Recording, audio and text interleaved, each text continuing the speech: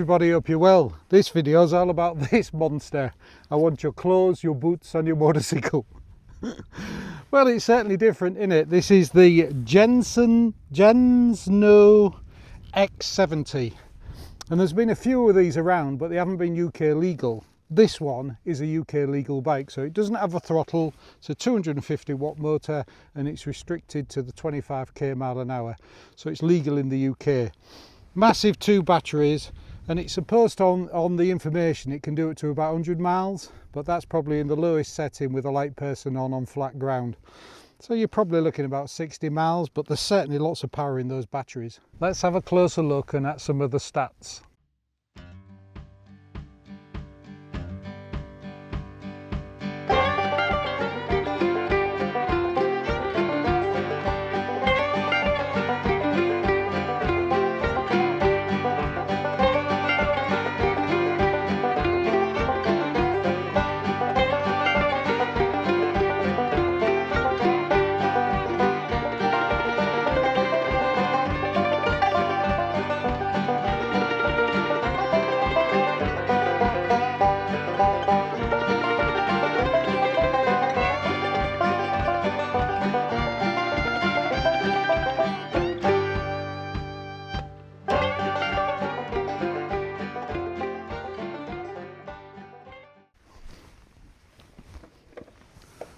Let's pop back to the cottage and have a look how it was delivered and how it went together. Right, let's show you how this beast was delivered and how it goes together. Let's look in the box.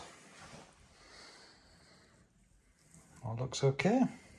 In the box you get a headlight, a holder for a mobile phone, your pedals, some headlight brackets, a throttle, which we can't use in the UK, some indicators, I think they're the front indicators that fit on the light, some screws, probably for the light, a wheel plug cover, an Allen key set, a couple of spanners, a screw in a bag, a little pump, a lock with 2 keys, and a charging brick with a UK plug, which is good to see. In the instruction book, it gives you a website and WhatsApp, and also a link to their assembly video as well, which is good. It's probably better than what a lot of products do, where they just have instructions. So far so good. We'll just use the tools that was provided, and we won't check the website or look at the instructions in the book.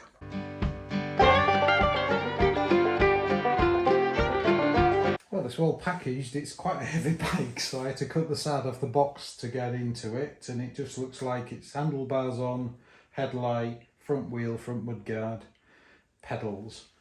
And when I was going through the packaging, I found another battery charger, because obviously this has 2 batteries, so you can charge them both at the same time.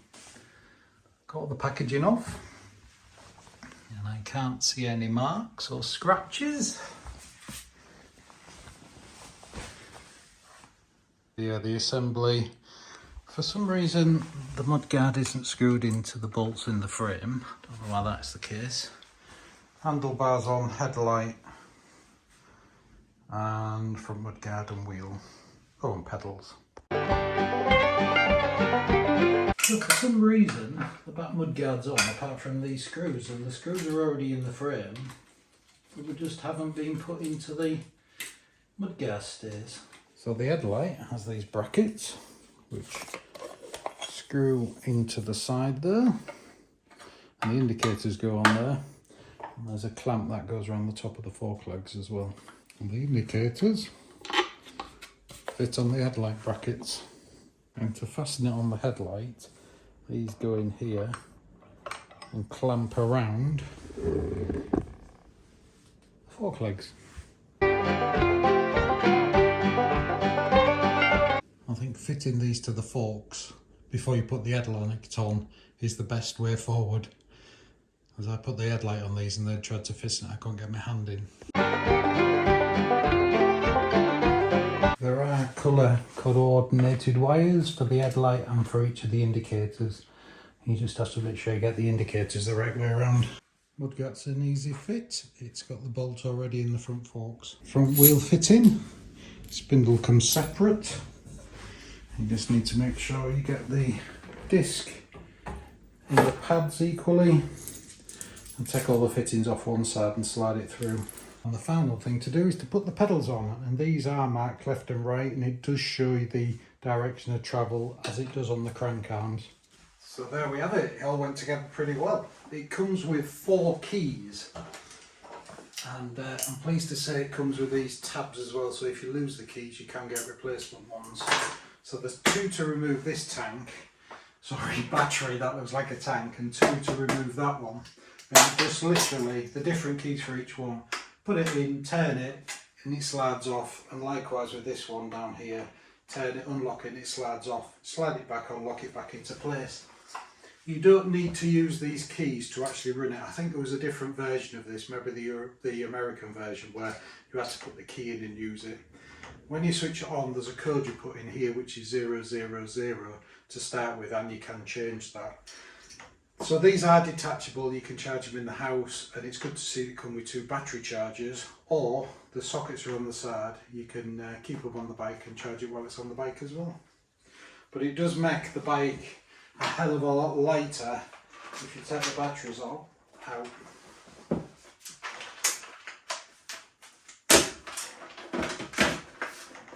That's a weighty battery, is that? There's plenty of power in that. Anyway, let's get back outside. It's a very quiet motor on this. Don't know if you can hear it on the microphone. And we have cable disc brakes. Now this is a heavy bike. But those cable disc brakes have been good. They've done the job. The suspension works well as well. Let's do the brake test. I think that's good enough. That'll certainly stop you. Bit of gravel slip there. It has got a cadence sensor on it as well, which makes it very easy to set off. If you're not waiting for the motor to click in, the cadence sensor works very well. So the cadence sensor, or a torque sensor as some people call it, basically that's on the crank. So as you start turning the crank arms, it sends information to the actual motor and tells you how much effort's been put in, how fast they're turning, and it'll give you an appropriate power. As if it didn't have a cadence sensor or crank sensor, you would have to wait till the actual motor gets going for it to understand it needs to give power, which means if you have the torque sensor, cadence sensor, you can set off a lot quicker, and it's a lot easier to ride the bike in slow power like this. There's no height adjustment in the seat, it is what it is. The frame's a metal frame, and it is a beast of a bike. A lot lighter if you take the batteries off, and both of them will come off. Comes with front and back lights that all run off the batteries, has a brake light, and it has indicators front and back as well. And these indicators are quite good. I bought some LED indicators for a motorbike I was restoring. They weren't as good as these. They work on the back as well, of course.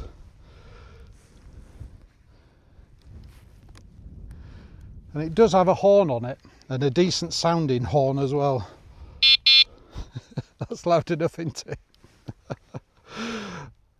I like it. I think it's fun. Be great for popping down to the pub on. I think it looked quite good on back of a camper van. Looked quite stylish. If you're off to any rallies or anything, or meetups, you go around the campsites or pop to the shops on it. I don't think you'd probably go to work on it, but you never know. You'd probably get somebody else on the back. There's no foot pegs on the back, but it obviously has a rear shock absorber as well, and that works quite well. It's not adjustable, but it gives it some suspension. These are cast alloy wheels, they're not plastic, so they're substantial as well. Plastic mudguards,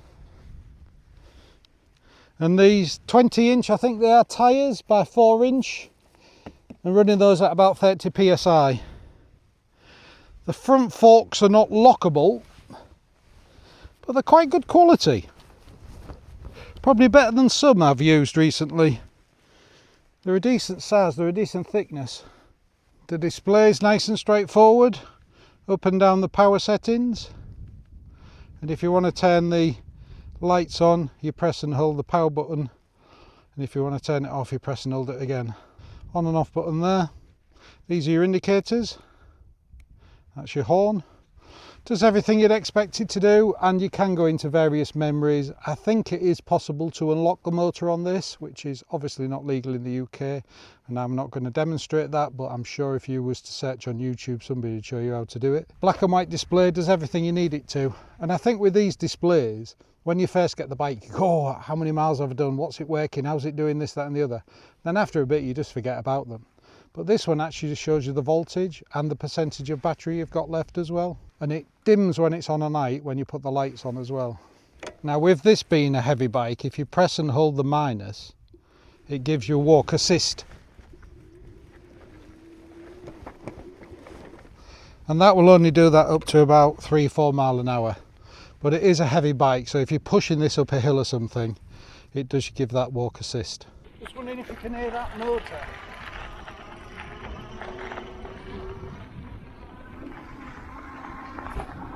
The display is pretty bright, I don't know if you can see it on this camera, and it's easy enough to change up the power settings, and it's noticeable the different power settings as well. And of course we've got the good old 7-speed Shimano gears, and I say it every time, never had a problem yet. They work straight out the box and so easy to work on. Brakes wise, perfectly adequate actually, not bad at all. I just stopped them by just using the front brake and didn't pull it too fast, so I didn't want to go over the handlebars. Comes with the good old Shimano gears, and that motor is actually stamped.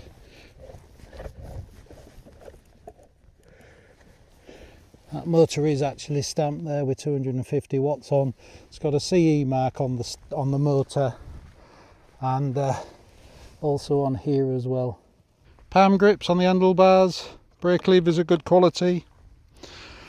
You can obviously rotate this, and there is some adjustment in the headset here with these spacers. But all in all, the more I've had it and the more I've been out on it, the more I'm impressed with it. You certainly get some comments. I think if Terminator had an e-bike, it'd be that one, wouldn't it? It is reasonably comfortable. That seat's quite good. It's a bit short in the leg for me, but you can't adjust it. And no problem at all on these gravel tracks. Does this perfectly alright. I really like this. I think it's my quirkiness. I obviously love motorbikes, and this is just something different, isn't it? It's nice to see something different. The headlight is quite smart. Has these circles around that light up, as well as the spotlight in the middle, and very similar to lots of motorbikes that are out at the moment. And the backlight is certainly bright enough, and of course that's a brake light as well, off both brakes during the day and during the night, or when you have the lights on and when you have it off. It's a steel frame that looks like it's MIG welded, and you can get it in different colours. I think I do one in a red frame, which will look quite similar to my Moto Guzzi, particularly with these on. They're just obviously covers to give it the look, fill a space, and they unscrew, and I think some of the connections are under there as well, and if you need to get to the shock absorber. So there you have it, the Jansno, Jansno, and this is the X70. And as I say, just check the description below, and that will give you all the information on it. But this is the UK version. There are ones for, I think it's in America and somewhere else, where they have bigger motors in. They're not illegal in the UK. This did come with a throttle, but it wasn't fitted. So if you're using it on private land or in a different country, you can unlimit this and put the throttle on, which I think would be great fun, but unfortunately we can't do that in the UK legally. It's got all the cables in ready to do it. I like it. I think it's fun. Who would buy it? I think a range of people would buy it. Somebody who wants to stand out. Great, as I say, for events, rallies, festivals, that type of stuff. It'd be good pit bike as well if you go to motor events. It'd be great for that. Or just generally riding about. It did fine on these gravel tracks, as you've seen. It is heavy though. You're not going to carry this easily